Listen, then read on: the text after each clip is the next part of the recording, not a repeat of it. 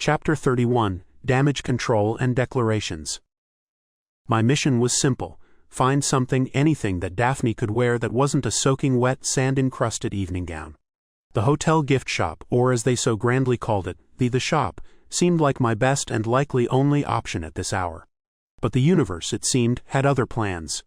As I approached the ballroom, heading for the discreet side exit that led to the shops, I heard the commotion. A knot of people had gathered just outside the entrance, their voices a low, buzzing murmur, punctuated by occasional gasps and exclamations. And at the center of it all, like a festering boil about to burst, was Zeph. His face was flushed, a mottled red that clashed horribly with his already clashing ensemble. His eyes were bloodshot, unfocused, and swimming with a toxic mixture of alcohol, rage, and something else, a desperate, almost pathetic neediness that made my stomach churn. He was railing, his words slurred and incoherent, his voice rising and falling in a drunken, erratic crescendo.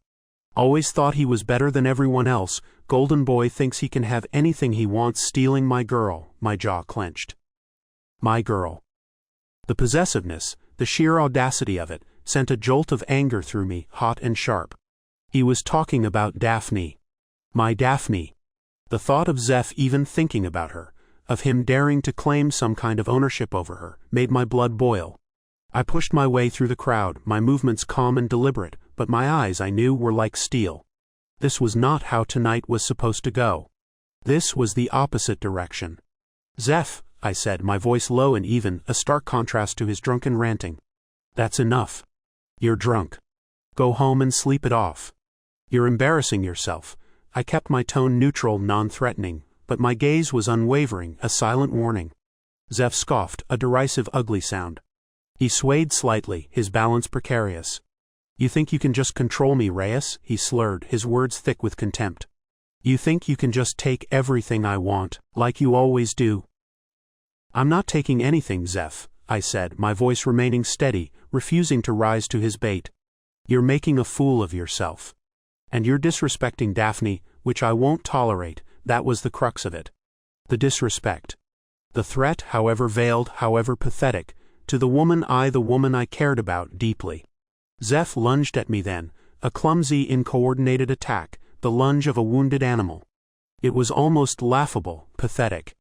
I easily sidestepped the flailing attempt, grabbing his arm and twisting it behind his back, a move I'd learned years ago, a move that was both effective and, if applied correctly, relatively painless. I wasn't trying to hurt him, just to restrain him, to neutralize the threat. "Leander," I said, my voice tight with controlled anger, my gaze never leaving Zeph's contorted face. "Help me get him out of here. Now." Leander, bless his loyal heart, stepped forward immediately, his expression grim, his jaw set. He understood. He'd seen this before, Zeph's drunken rages, his obsessive behavior. Together we managed to subdue Zeph, wrestling him, struggling and cursing, towards the main entrance of the hotel. It was a messy, undignified scene, a spectacle that I desperately wanted to avoid, but Zeph had left me no choice. We practically dragged him outside, the cool night air a stark contrast to the stuffy, overheated ballroom. A taxi was waiting at the curb, thankfully. We bundled Zeph into the back seat, his protests and threats echoing in the night. "You haven't heard the last of this, Reyes," he yelled, his voice slurred but venomous. "You'll pay for this, you and that whore." I slammed the taxi door shut, cutting off his tirade. The word hung in the air, ugly and poisonous. Whore. He dared to call Daphne that. My hands clenched into fists, my knuckles white. I wanted to drag him out of the cab, to make him pay for that insult, too. But I didn't. I took a deep breath, forcing myself to regain control.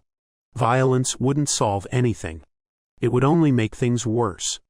And Daphne wouldn't want that. As the taxi drove away, its taillights disappearing into the night, I felt a wave of exhaustion wash over me, a bone-deep weariness that had nothing to do with physical exertion. I'd had enough. Enough of the drama, of the conflict, of the endless charade, the petty jealousies, the toxic masculinity, of fraternity life. Enough of Zeph and his pathetic obsession. Enough of my father's expectations and silent judgments, the weight of my family legacy. Leander placed a hand on my shoulder, his expression questioning. "You okay, man?" he asked. "Yeah," I lied, forcing a smile. "Just peachy.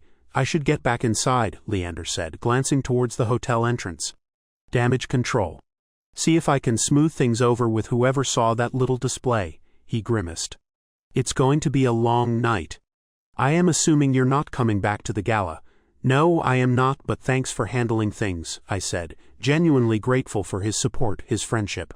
I owe you one, you owe me several. And if you think I didn't notice that you were soaking wet, or that you and Daphne have been Mia for over an hour, think again, Leander corrected, with a wry grin.